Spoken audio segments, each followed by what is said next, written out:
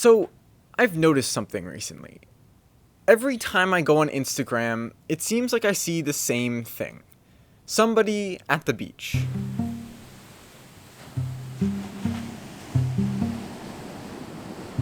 It seems like somebody's always at the beach, and I'm just sitting at home, scrolling through Instagram, when they are at the beach. But 300 years ago, nobody went to the beach. It was like sightseeing an active volcano. It's just not something that people do. But now, the beach is a cultural icon. The beach permeates our culture. Oh no! Jen, it's my shoe! Everyone wants to go to the beach. So, what changed?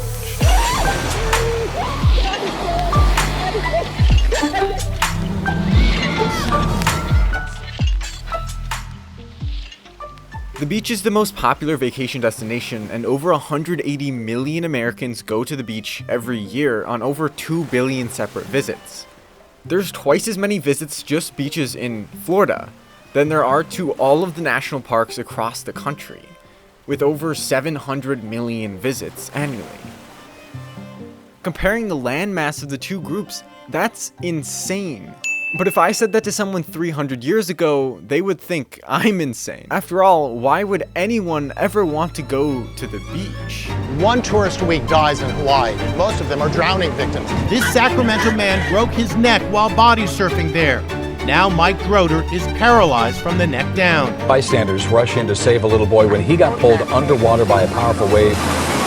Looks like he's dead. I used to like the beach. But then I learned about what was in the water, and then I learned about what was in the sand. Do you experience constant worrying, insomnia, panic and anxiety attacks, having a sense of imminent doom, the need to escape, feelings of detachment, or are you overwhelmed? Do you become short of breath, begin sweating, shaking, weeping, screaming, or hyperventilating at the sight of the sea? Well, you might be thalassophobia.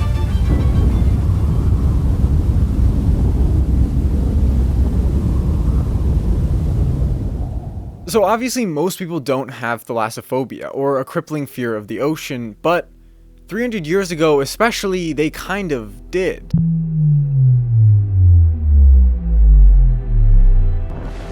I'm going to put an end to all people, for the earth is filled with violence because of them. I'm surely going to destroy both them and the earth. I'm going to bring floodwaters on the earth to destroy all life under the heavens. Every creature that has the breath of life in it, everything on earth will perish. What I just read scares me. But it's from the most popular book of all time, the Bible. And in its story of Noah and the Ark, it tells about how a flood could kill every single person on the earth, saving only 2 members of each species. Now, whatever you want to take from that, that makes the ocean sound really scary. And that wasn't the only story. There were also tales of the Kraken, a giant sea monster who would engulf entire ships and wreak havoc on the sailors aboard. And while these stories may not have been true, they had a huge impact. So many people saw them, and because the oceans at the time were not being very well traveled, people couldn't actually go out and say that the Kraken didn't exist. So instead, these stories made everyone just fear the beach, just like Jaws made everyone scared of sharks in the 1970s and still kind of to today. The beach in the 1700s was just a division between the civilization and the void.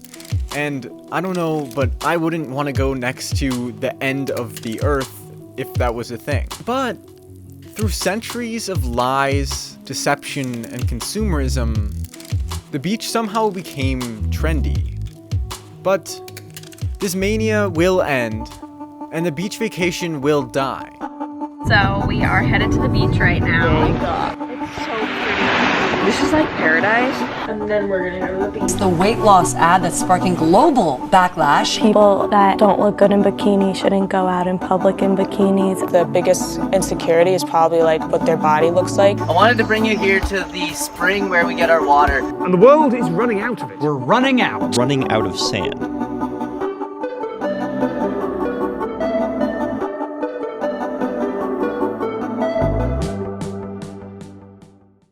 When I asked people why they thought the beach vacation was so popular, they always gave me basically the same answer.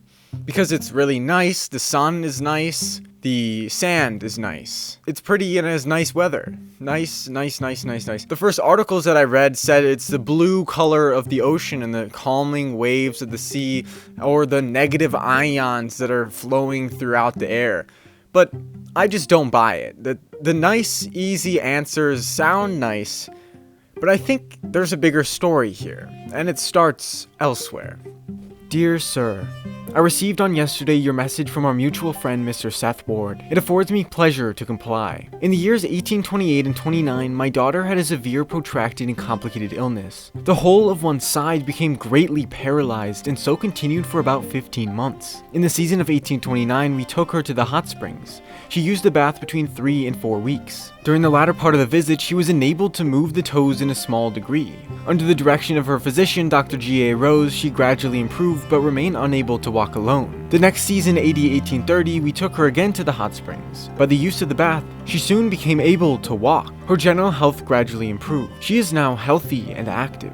Yours most respectfully, W.M.S. Reed. This letter from 1829 tells the story of how a girl was apparently cured of her paralysis just by drinking and sitting in spring water. Another letter writes that the water cured a person of blindness. So where are these stories coming from? Well, a book about the incredible healing effects of the Virginia hot springs, written by none other than the owner of the resort, Dr. Thomas Good.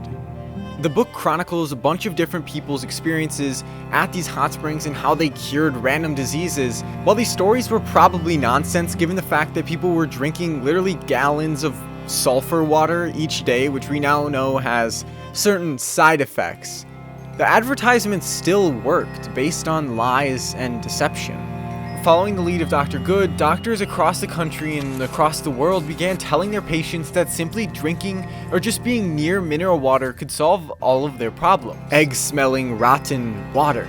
Seeing this opportunity, developers started building these giant resorts that were right next to these water springs, and eventually they came to the beach. And in 1816, the first ever beach resort was built in New Jersey. Hit it! That's what I'm talking about. Wait! But at this point, the beach was still just filled with sick people. Unfortunately though, sitting in a bath with a bunch of other sick people isn't actually that helpful, and people started realizing that. But since these people were already here, the resort owners saw potential of what the resort could be. So they started opening up places for recreation and work on their resorts and just catered to the people who were already there. But it wasn't until later that the wave hit the mainstream.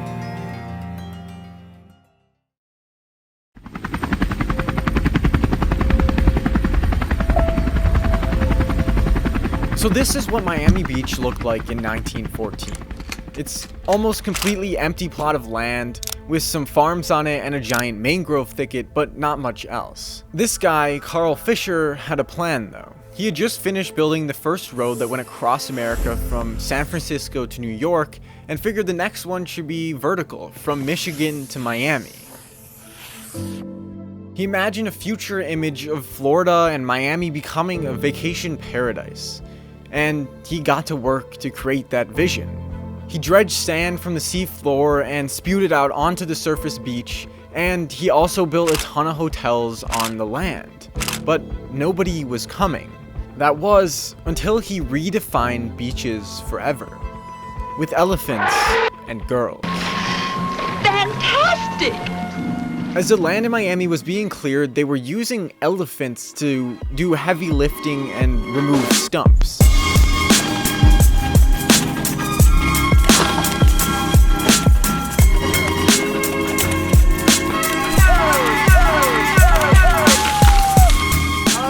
So Fisher realized that an elephant could be a perfect media symbol, so he bought his own, named it Rosie, and the media had a field day. Rosie became the town mascot and was parading the streets and in pictures with all sorts of people. But when Fisher decided to start advertising with lines of girls in bikinis, that's when Miami Beach truly took off, as the middle class sought to join the elites in their coastal party. Of course, there are other attractions and other galleries, especially when rumor has it that a bathing beauty contest is on at Miami Beach. There they are, lined up for the grand parade.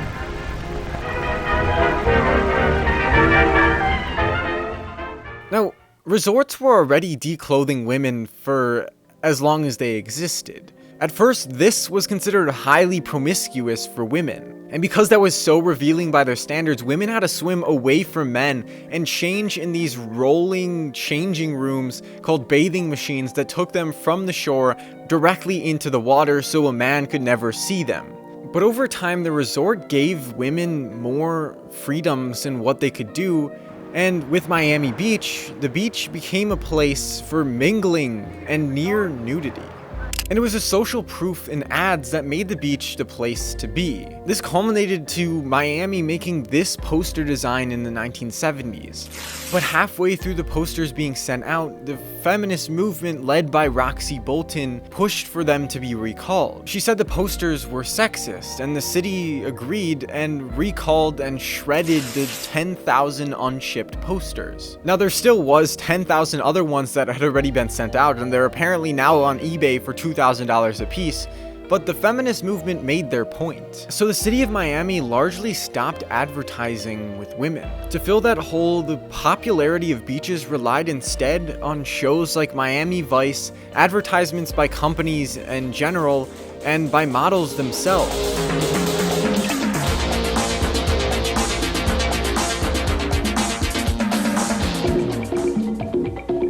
Copper tone turns a suntan into a fun tan. So choose the copper tone you need to get the beautiful tan. We're having a blast at the beach. That's why we're into Beach Blast Barbie. And over time, the beach just kept getting a bunch of free press. And that pull to the beach only got stronger as people now had histories at the beach, and their nostalgia for the past drew them back to those familiar childhood memories. Naturally, beach infrastructure then grew and it became more accessible to go to the beach. And finally, social media took over as the marketing agent for beaches. The call for the beach is now a personal one. Hyper-personalized mini ads for vacation destinations now can feed you wherever you go online, and if the former ads led by media companies hyper-sexualize women, Instagram and social media allow women to do that to themselves. Since the beach has stayed popular as an aspirational location for all sorts of people. And on this, there's a huge industry of consumerism. Swimsuit companies make $29 billion a year as they push women to have good beach bodies, which will especially look good in their own special swimsuit. Swimsuit bikini collection haul. All my swimsuits. I have a lot of swimsuits. I have so many and I just don't have time to try them all on. So these are most of my bikinis. The Big Ben and literally probably after this video I'm gonna order like more swimsuits. I go through them a lot, get rid of them a lot, but also I post about them all the time. And on my Instagram or like in magazines or something, it's just filled with like super skinny models that are like perceived as the ideal like body type for women, and I don't identify with that. Compare my posts to other people's. Why don't people like my posts? Is it because like I'm not good enough? Yeah, I feel sometimes really insecure in my own skin about it. I just want to kind of fit in. This bigger-than-life advertisement for a weight loss shake in the UK featuring a sexy blonde in a yellow string bikini is sparking an even bigger outrage, asking women in big, bold letters, "Are you beach body ready?" While some have fought back against this fast fashion and unrealistic standards of beauty associated with the beach, for most people, more success will just come from simply submitting to what society is said to desire. After all, that's what gets the most likes. Ultimately, I think the story of the beach is one about women. At the beginning, women were critically repressed by men and had to swim far away from everybody else and roll out into the ocean. And now society rewards those who show it all. Some may say this is a liberation, but according to Ariel Levi, author of Female Chauvinist Pigs, it's just a new form of submission. Instead of being the angels of the home that they used to be, society now expects them to be objects of pleasure under the illusion of liberation. Whatever the standards are now, those standards were shaped by the beach. And of course, the companies that push so hard for these beaches to exist profit greatly on these arbitrary standards. The effect to which this actually affects people is unclear, But what is clear is that Instagram is filled with a bunch of people wearing bikinis on the beach. And since Instagram is driven by what people like, it's clear that society has some interest in seeing that. And naturally, people will do what people want to see. But that's not the only problem. The irony of the beach is that the roads, restaurants, hotels, and resorts that are built to promote it are built using the same sand that the beaches are made of. This is mostly done through concrete, which makes sand the most used resource in the entire world, only behind water and air. It's more valuable than oil. But the problem is that we're running out. Good concrete can only use certain types of sand that are mostly just found on beaches or in the ocean, which is extremely hard to get. And nobody wants to give up their sand because having a good beach is a nice thing to have, and it could lead to a lot of money for that place. For example, a beach lined with hotels making tons of money off the beach is Virginia Beach, which has been refilled with sand over 50 times in its existence. And if you go to Miami Beach, there's the same problem, and you won't touch a single grain of sand that was there in its beginning. And before you say just import desert sand, Dubai, a desert state, is literally importing sand from Australia because you can't use desert sand for concrete or for beaches because it's too small and round and blows around too easily. The beaches of today are all fake, and if we keep using sand at the rate we are, then they soon won't be able to exist at all, and the beach vacation will die.